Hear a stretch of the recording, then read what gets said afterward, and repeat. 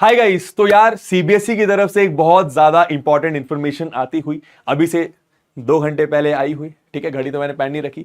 तो 6:50 के आसपास सीबीएसई की तरफ से टेंटेटिव डेट शीट निकाली गई। अब ये क्या है बॉस? अब क्लास 10th में आ गए हो, पहली पहली बार बोर्ड एग्जामिनेशन देने जा रहे हो। ठीक है, तो उसकी डेट शीट टेंटेटिव वाली आ गई। टेंटेटिव मतलब कि इसी के अराउंड आपकी फाइनल डेट शीट होगी, या फिर इस तरीके से आपकी फाइनल डेट शीट बनाई जाएगी। एक बार आपको मैं दिखाता हूं। क्लास 10th की भी बताई गई है बोर्ड एग्जामिनेशन के लिए, सीबीएसई वालों के लिए। क्लास 12th की भी बताई गई है, पर क्योंकि इस चैनल पर मेजरली 10th वाले स्टूडेंट्स हैं, तो आप लोग प्लीज एक बार ध्यान से देखिएगा। अब दो चीजें हैं क्या कि आप सभी को पता है कि इस बार से आपके दो बोर्ड एग्जामिनेशन करवाए जाएंगे, एक फरवरी मार्च के महीने में और एक मई के महीने में। ठीक है, अब ये तो मेरे ख्याल से पता है, एक बार चलो ब्रीफ कर देता हूं। जिन भी बच्चों को लगता है कि यार पहला बोर्ड एग्जामिनेशन उनका उतना अच्छा नहीं गया, तो वो सेकेंड बोर्ड एग्जामिनेशन में उन पेपर्स को फिर से दे सकते हैं जिनमें वो फील कर रहे हैं कि यार ये पेपर और बेहतर हो सकता था। ठीक है, समझ में? फॉर एग्जाम्पल मानो आपने फर्स्ट बोर्ड एग्जामिनेशन दिया आपके फरवरी के महीने में, मानो आपने एसएसटी का पेपर दिया, पर आपका एसएसटी का पेपर पता नहीं अच्छा नहीं गया, आपको लग रहा है, तो आप मई में जो सेकेंड अटेम्प्ट होगा बोर्ड एग्जामिनेशन का, आप फिर से एसएसटी का एग्जाम दे सकते हो। और अगर आपके मार्क्स इंप्रूव हुए तो फिर आपके एसएसटी में से वो वाले मार्क्स लिए जाएंगे जहां जो आपके ज्यादा मार्क्स हैं। ठीक है, आप चाहो तो सारे पेपर्स फिर से दे सकते हो अगर आपको लग रहा है कि बॉस प्रिपरेशन ही नहीं कर पाया। तो दो बोर्ड एग्जामिनेशन होंगे। अब सीबीएसई ने ये डेट शीट निकाली, टेंटेटिव है ये, मतलब इसी के अराउंड आपका एक्चुअल डेट शीट होगी। इसकी पीडीएफ मैं नीचे लगा दूंगा, तो आप एक बार चेक भी कर सकते हो। ठीक है, तो बेसिकली सीबीएसई ने क्या बताया बॉस कि 17 फरवरी से 15 जुलाई तक हम भैया दोनों बोर्ड एग्जामिनेशन खत्म कर देंगे। ठीक है, देखिएगा, सुनिएगा। ठीक है, उन्होंने ये बताया कि भाई इस बार 45 lakh students class 12th plus class 10th के मिला के अपीयर करने वाले सीबीएसई बोर्ड एग्जाम्स में। मैं फिलहाल आपके 10th की बात करूंगा। ठीक है, अच्छा जी, कुछ और भी चीजें लिखी है, बट मैं आपको इंपॉर्टेंट चीजें बताता हूं। डायरेक्ट आपको मैं लेके चलता हूं डेट शीट पर। ठीक है, ये टेंटेटिव है, इसको एग्जैक्ट मत मान लेना, ठीक है ना, बट इसी के अराउंड होगा। तो ये ऐसा कह रहे हैं कि बॉस आपके बोर्ड एग्जाम स्टार्ट होंगे 17 फरवरी में।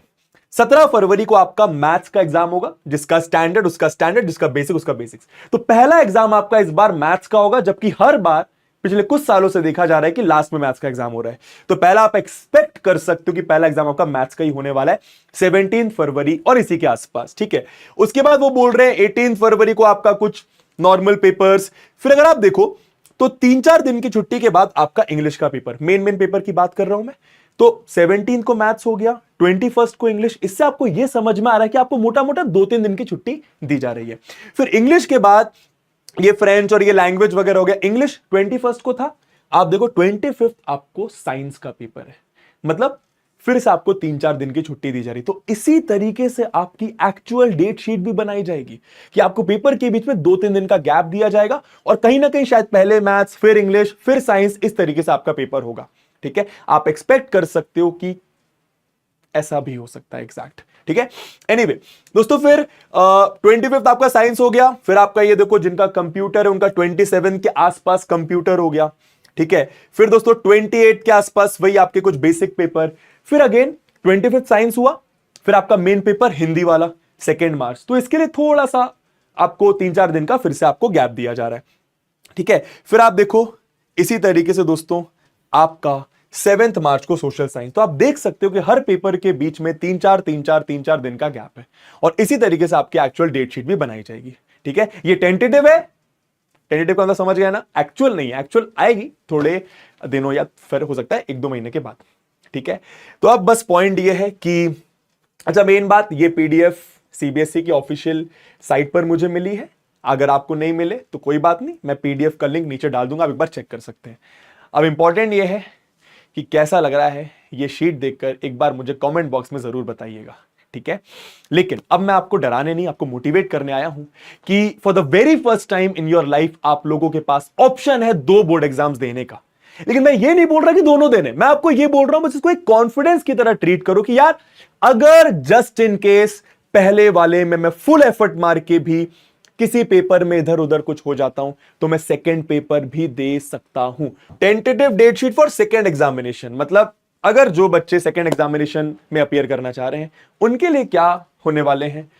तो अगर आप देखो 15 तारीख को मैथ्स का एग्जाम आप एक्सपेक्ट कर सकते हो, फिर 16 को आपका गैप हो गया। फिर देखो आप 19 को साइंस का मतलब 15 के बाद 19, तो वही 2-3 दिन का गैप, ठीक है। उसके बाद साइंस के बाद अगर आप देखो सोशल साइंस है, ठीक है, 22 के आसपास, तो अगेन 2 दिन की छुट्टी, मतलब यहां पर थोड़ा सा आपको कम छुट्टियां दी जा रही हैं।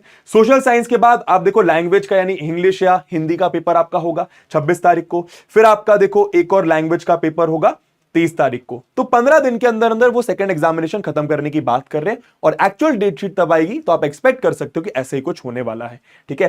तो 30 मई तक आपका सेकंड बोर्ड एग्जामिनेशन भी खत्म हो जाएगा, ऐसा आप एक्सपेक्ट कर सकते हो, ठीक है।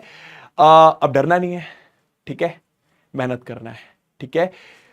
ये 3-4 महीने, सितंबर के 5-6 दिन बचे, छोड़ ही दो इसको तो, लगभग छोड़ना है मतलब ऐसे नहीं कि छोड़ ही दिया, इसमें भी मेहनत करनी है। मोटा मोटा अगर बोलूं तो अक्टूबर, नवंबर, दिसंबर, जनवरी, दोस्तों कोशिश ये करो कि मैक्सिमम से मैक्सिमम 10 से 15 जनवरी तक अपना सिलेबस किसी भी सब्जेक्ट का खत्म कर दो। छोटा बहुत कुछ बताए हर चैप्टर हर सब्जेक्ट में तो वो ठीक है, कोई बात नहीं, लेकिन कोशिश ये करो कि जनवरी 10-15 तक अपना सिलेबस खत्म करो, और उसके बाद लगाओ भर के सैंपल पेपर्स, लगाओ भर के सैंपल पेपर्स।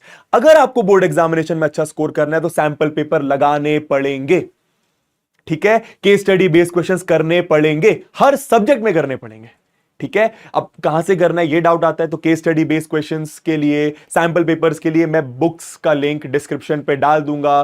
साइंस का, सोशल साइंस का, मैथ्स का, इंग्लिश का, जो बुक तुम्हें चाहिए सब तुम्हें डिस्क्रिप्शन पे मिल जाएगी। बट पॉइंट वो नहीं, पॉइंट ये है डरना नहीं है, अब मेहनत करना है, ठीक है। कमेंट बॉक्स में बोलो कि अब मैं मेहनत करूंगा, ठीक है ना। अब ऐसे काम नहीं चलेगा कि भाई कल कर लूंगा, कल कर लूंगा, कल करूंगा, नहीं, आज ही करना है। आज ही अपना प्रॉपर प्लान बना कि बॉस नेक्स्ट 3 महीने बचे हैं, किस तरीके से अपना सिलेबस खत्म करूं, मैथ्स के सारे चैप्टर्स, साइंस के सारे चैप्टर्स, एसएसटी, इंग्लिश, हिंदी।